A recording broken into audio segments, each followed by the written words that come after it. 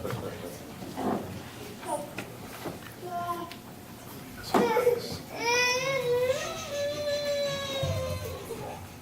good morning, boys and girls. God is here. Happy Sabbath. It's so nice to see we have all these children today. My story is going to be in 2 Kings chapter 5. Okay. Who would like to pray? I wanted to start with prayer. Any volunteer? You want to pray? Oh, you want to pray? Oh, sure. Close your eyes and bow your head. Cheese, Chris, you're sinking. Thank you for listening.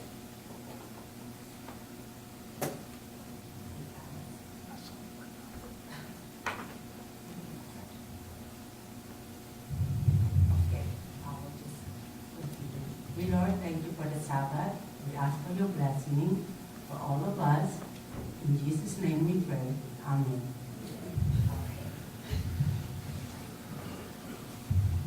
My story today is begin with captivity and end with freedom with two people. Okay? I'm pretty sure you heard about this story about Naaman.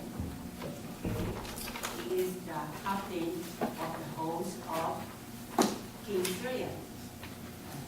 Naaman is a great man, okay, and he is a mighty man, a valor. He is an honorable man, but he has a leper, okay, and that's what makes it, him to be in captivity,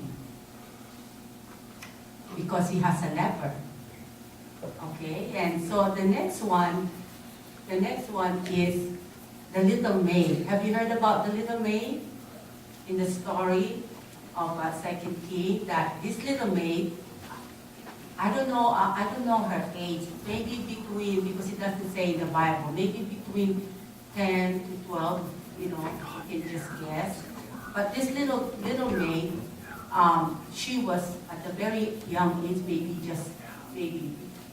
very young, like a baby. She was taught by her parents about God, to worship and live in God. Okay? And so this little maid was captive, okay, in the land of Syria. And he was taken away from her home, from her parents, from her loved ones. And do you think that being away from your loved one, your home, your family, is a good idea? It's very sad, right? Being away from your home. So I'm pretty sure that she cried and all that. But the Lord has a purpose for her. Okay, so here she was in captivity in the land of heathen. You know what heathen means? Gentiles. Those are that who don't believe in God. They worship the idols. All right, and so here she was. She was a good testimony. She shared to the mistress about God. Okay, and she told to the mistress that that there is a prophet man that loved God and to worship the true living God, and his name is Elisha. And I know Elisha can help him heal the disease, this leper. There's two kinds of disease, of leper, I mean. One, leper or leprosy, okay? And so the leprosy that Naaman has is like, there's a whiteness. It's called that,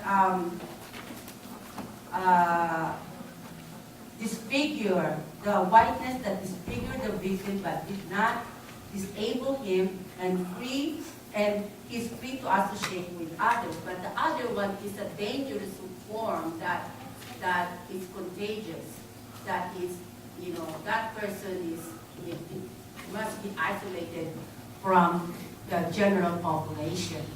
So we think that this leprosy that Naaman has is the one that he can still associate with, with others.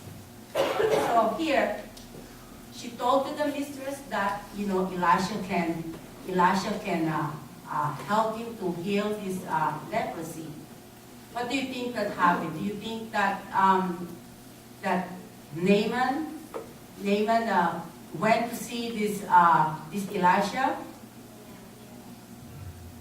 Yes, because what?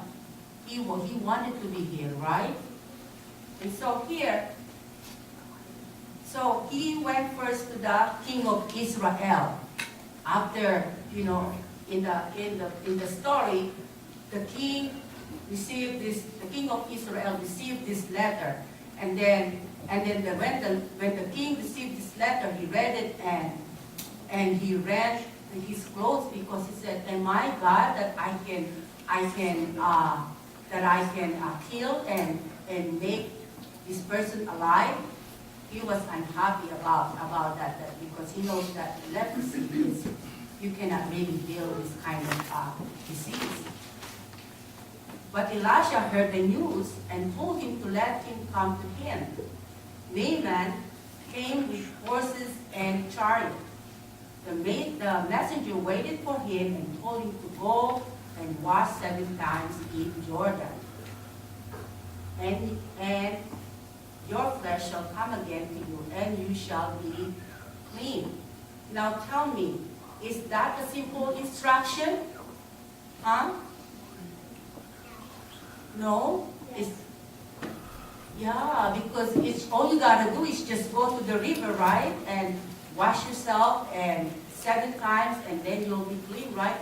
But for Naaman, it was a bad thing for him, because the Jordan River is a muddy river. It's dirty for him. It's dirty, and so he suggests that he can. Why can I go to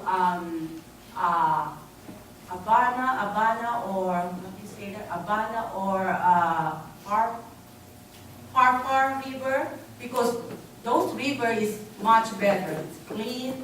There's a beautiful groves, shaded trees, and also most people, they go there to worship their idols. Huh?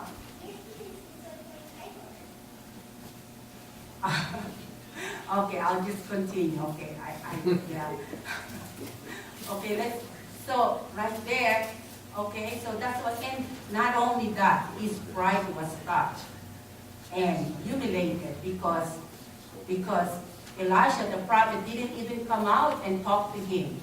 Okay, so knowing that he is the captain of the host, right? And so he was raised and he went away. But his servant stopped him and suggested to him that, why don't you go and follow the direction of this prophet man? Maybe, by going there and dip yourself 7 times that you will clean. And so Naaman, his faith was tested. But then what happened? He dipped himself 7 times. And that after 7 times, his leper was what?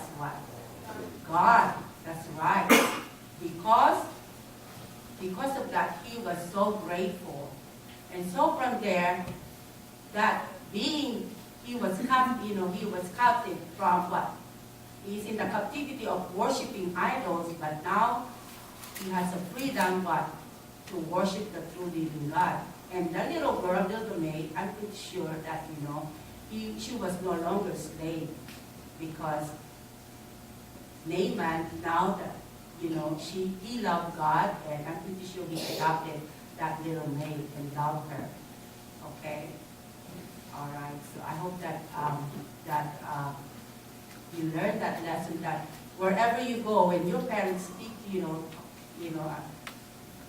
teaching you about God, when you grow up, you take that wherever you go.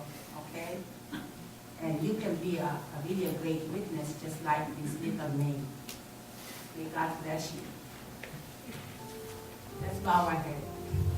Heavenly Father, thank you so much, Lord, for these children. I know, Lord, that you have a great plan for each and every one of them. Just like this story, Lord, that we know that one day these children will be maybe separated from the family, from us. But I pray that you will use them to be a missionary like this little May. Help us as the parents to be faithful, Lord, to our children. We thank you for your Holy Spirit. Thank you